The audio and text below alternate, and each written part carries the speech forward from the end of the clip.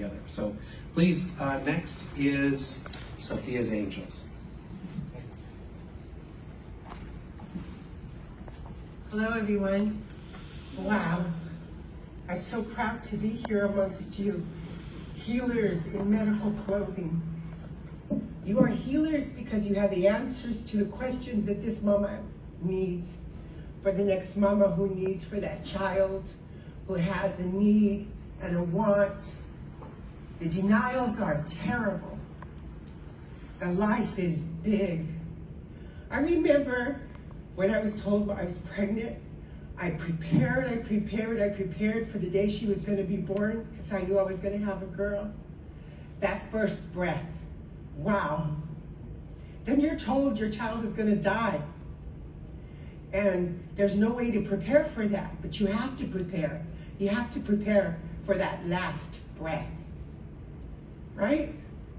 Sophia's Angels started in 2005, because that's when Sophia left. But in 2004, she was diagnosed with refractory leukemia, which means that she was destined to die. She had a 3% chance of survival, and she fought. And this mama fought. I knew there was more that I could do. There was aromatherapy, there's reflexology, there's visualization, there's massage, there's all these things that are out there to heal the spirit of that child. You doctors, you nurses, you're treating the diagnosis. We parents are treating the symptoms associated with the therapies of the diagnoses. What do we do? How do we handle this? How do I handle the fevers? How do I handle, oh my God, amphotericin, oh my God, ampho terrible. How many know that about that? Through the techniques that we found that Sophia allowed me to play with her, we were able to curb the ongoing fever of ampho through massage, aromatherapy, reflexology. But kids are resilient. Kids are so resilient that when you give them 6 months to live, they live another year. So the rules and regulations of the 6 month are out the door when it comes to children. The website at CCS or any organization is flawed in that it hasn't been updated since 2000, since I was there. I've met with all the teams of CCS. Guess what? They know that the gaps exist in coverage. They know that there's an obsolete website, yet why not fix it? So this mama here, I stand before you as I stand before many politicians, and I say, I'm here. It was my daughter who died, but it's children who keep dying today. They keep dying today because of fiscal issues. Fiscal. I'm the mama. You guys are the leaders in care for the children because you have the answers to the questions the best you possibly can. Thus again, the healers in the medical clothing. Then we have our politicians, because here is my Sophie. My Sophie was amazing. She was a special individual with a learning disability who needed to know how to heal herself from inside out with simplicity. So that's what I had to do. I found copies of actual cells. And I said, this is the cell. This is the cell that eats the cancer. This is the cell that blows up the cancer cells. This is the cell that eats them like a Pac-Man. This is what the cell looks like when it has cancer. Mija, can you see it? Now, can you see this eating all the cancer? Yes. Can you see this cell melting all the cancer? Close your eyes. Can you see it? Can you see this cell that blows up the cancer? Can you see it? Now imagine it pops up. Millions and millions of them pop up, and they are your warriors, and they're going to fight for you. So I want you to close your eyes and see them popping up. And I want you to say, charge, because who's in charge of you? I am. Then say, charge. And she said, charge. Sophia lived a year and 1 week after her diagnosis because we strove life. We looked at life because there is life until there is none. None. So here's my Sophie. Here we are. She lived through 4 chemotherapies. She was melting from inside out, and she survived, and she went home. She went home for Christmas for 2 weeks. We had 2 weeks, and we lived it big. We went to the beach. She had parties. She just was so excited. April 11th, Easter Sunday, she was born. She left on the eve of Yom Kippur. On October 14th, 2005. When it came down to the time that she was going to have to leave this world, money was a factor because we owned our own business. We ran a coffee shop, a community spot, music, poetry, fun, because that's our life. And that was Sophie's life. She was the hostess with the mostest. But here she is. She's going to heaven. And I need to take her home, but my husband, he was working and lost his insurance. We had private insurance. We went in there. All of you know that when you go into the hospital with your private insurance, they go ahead and qualify to see if you qualify for Medi-Cal and CCS, just in case you need extras. But with an already known denial, you're in there and you don't care because you got insurance. So at the time she needed it the most, she's dying, but she was living. She was living. And we couldn't take her home. We had a second opinion, I should tell you, from Children's Hospital, from Mattel Children's Hospital. They did the best they could. What a wonderful, wonderful group of doctors and nurses and staff. Amazing. But they did all they could. So Children's Hospital had a second opinion for her. Doctors read there, he said, oh my God, Mrs. Hartman, she really worked hard to live. Oh yeah, because you don't know Sophie. She's a special individual. She's a cheerleader. Her mom's a cheerleader. We're here. Bring her, Mrs. Hartman, bring her. So we tried to bring her, but no one would pay for the ambulance ride. The nurses that cared for my Sophie said, if I could take her to Children's Hospital right now, I'd do it, Mrs. Hartman. But we couldn't because, as you know, because of concurrent care, palliative issues, hospice, it is complicated, medically complicated, because the child is dying to live. Dying to live. So what did I do? I called all my politicians on the phone that I knew. I said, hey, my mija needs to get out of here. But they're saying no. Medi-Cal says no. Medi-Cal says that I made more than $45,000 a year gross income. This was 2005. This was before the presumptive medical care and all that has occurred since then. But even then, I was part of all of these conversations with different politicians in making these procedures, yet they still didn't see the gap that occurred when a family was with private insurance. They lose it. There's COBRA, there's presumptive that only gives 30 days, and you gotta find insurance because this is long-term care. And what happens if Sophia lived beyond, again, the hospice, the 6 month, it goes out the window. And without a CCS website that's updated, how do you file that appeal? You make calls. What? You mean you need me to fax? You mean you need me to mail? You can't even send it through the internet? Still today. That doesn't make any sense to a dying child. Also, I want you to remember with the coalition that if a child is being harmed in a home, the state is easy to take them away. So why isn't the state supporting the care of a child at the end of their life? That first breath, that last breath, the biggest. That's why you are here. You are here to coddle and love that family through it. My daughter didn't make it. She didn't even, we refused the last bits of medication so that she could be aware because her brothers were on their way. They flew in from everywhere because we couldn't take her home. We had the house clean, everybody's getting it just in case. So Sophia wakes up on October 13th. She wakes up real early, my beautiful, beautiful mija. Mom, get up, go. Go now, tell them it's for me.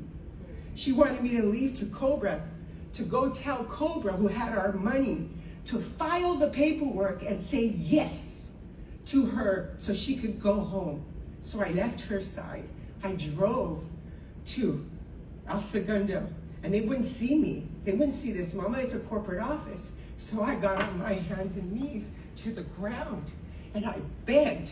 I said, this is my daughter's life. All you have to do is authorize it. So they did. So I'm driving home. I get that call from my husband, honey, hurry. They want to DNR her. Do not resuscitate. You have to agree to this. What do you mean? And so I'm praying on the way home. I'm praying on the way home. Please, God, please, Lord, please, angels, because Sophie believes in her angels. She believed in all of you. She believed in anything that was possible. Anything is possible because she's Sophia and I'm her mama, right? So I don't know how I got from here to there, but all of a sudden I got there and we got the approval. So hospice came in. You guys came in, said, we're gonna do this, Miss Hartman. We're gonna do this. We're gonna take Sophia home. All the work it took for you guys to prepare for just one child. The work. I got authorization. Still CCS said no. Still Medi-Cal said no. Even though we showed our income because they wanted to qualify the whole family instead of just the child that needed it, right? They didn't, the $45,000 threshold was based on the year prior, not on our actual income at the present moment. Am I correct? The parent, my husband, had to prove that he filed for unemployment just so that CCS and Medi-Cal could listen to him so that we can look at our actual income. That's still happening today. So much goes into that family when they should be loving their child to heaven to prepare for that last breath is chaotic, looking for money so that they can bring them home, trying to calm their spirit. The quiet panic becomes loud. You understand that?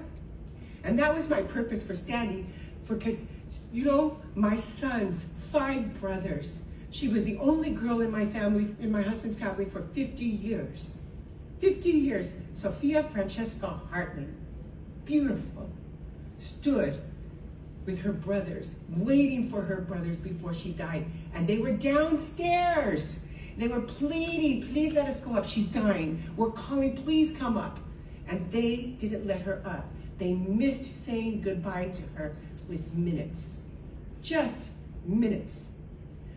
What it did to the personality and the joy and the life to my sons was something to behold. No family should be left with that disappointment, that discouragement, that sadness, that awful that we didn't get to say goodbye because of a fiscal issue.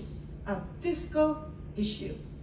So from that point on, I made it my goal that no other parent was going to stand and beg. No one was going to get on their knees and beg for this. I'm going to stand in front of you and say no. We're here.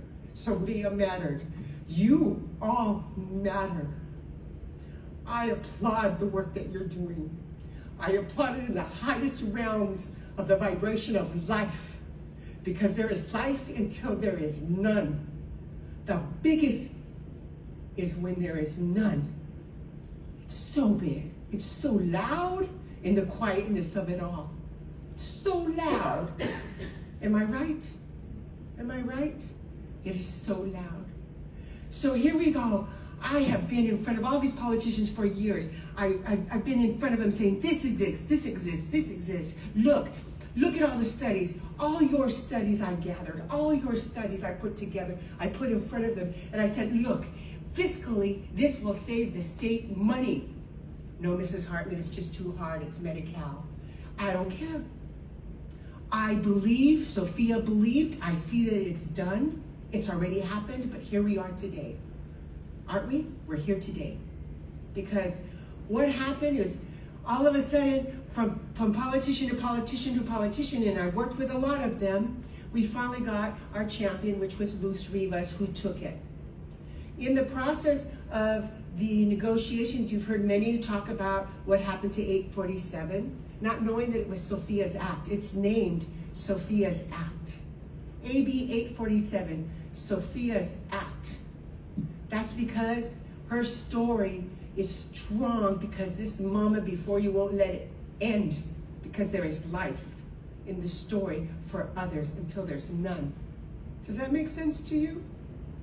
And so here we are, they negotiated, and the portion that I had in there that said that, I'm going to read it to you, and I gave you all a copy, but I think I should read it to you because what we did was they negotiated and they negotiated and they negotiated and they negotiated it down, and then it went down to Mrs. Hartman, what we're down to is that we need to increase the age of 21 to 26. Are you okay with that, adding it to your bill? Well, why not? I mean, come on. The two gaps I saw were age, and money. 0 to age 26. But right now, our young people, they were young when they were ill. That's why they need the right to have their hospice to the age 26, because sometimes mentally they're not ready for that adult world. And then if you go from children to adult, holy cow, holy moly, oh my God, it's completely different, and that child's spirit will die. That family spirit is in turmoil. And so the joy to get that last breath is now again filled with turmoil, right? So I went in and I said, okay, let's just do it. Let's get a law, but I want that language in there, that intent language, because it took me 18 years to prove the gap exists. 18 years to prove the gap exists. So what we have now is we have an empty bill. We do. We have a bill on the table signed by the governor, who I met. It was his promise to do this, Sophia's Angels. He wasn't the one negotiating, but he was the one who signed. We got to give that to him. Thank you, Mr. Newsom. Okay? But we're not done yet, because without the fiscal support, the age growth is not going to matter, because there's no teeth, administrative teeth to that. There's no teeth to that yet. So that's where we're at.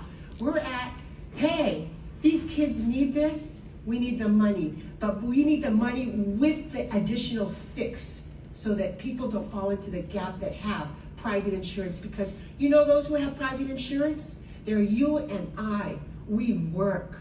We worked hard for our home. We worked hard for our car. We worked hard for our life. And why should we be discouraged from keeping our child life because it's based on money? I applaud the lower income, because that's the way this world is. But $45,000 threshold in today's economy needs to be changed. So this is what we need to change. We need to change the cost of qualifications. So anyway, I wanted to go and give you that thrill. I know that I probably exceeded, but I'm going to go through this here. This is our nonprofit. So we probably have about 90 seconds more. 90 seconds. Yes. Okay, here we go. I have a nonprofit, and I share coping skills with families who are living long-term in the hospital, which you call palliative care, how to massage, how to do aromatherapy, reflexology, visualization, for which I have the trademark here, and we're getting it in Europe. Then also, I wrote the Lay Mother's Guide for Healing for Every Parent, and that there has a foreword from Stephen Rosen, the Chief Scientific Officer of City of Hope, who believes that every child and parent should have this workbook, this manuscript. And then you have my Sophia's Act, which we went over there, but I remember I want to go ahead and say the user-friendly website. Hey, they can do that right now without law. Okay, let's press that. And then, you know, I just wanted to join my hands with you guys. Put your hands up in the air with me. And you know, everybody, let's just give ourselves a wave, because we're doing such a great job, man. This is amazing. And then I want to let you know that this is me. Hey, hi. I was younger here. And this is my team. This is Team Sophia. And just the 10 seconds left is this, that this was right here outside, because I couldn't take her home, but I had to take her out. She had to have the sun in her eyes and the wind in her face before she went to heaven. And I made it happen. We pushed her out. I didn't care. And then here she is with me as I told her how much I loved her, because this is when she went to heaven. And I share with you that moment because she was beautiful. And I applaud you guys. I clap for this coalition.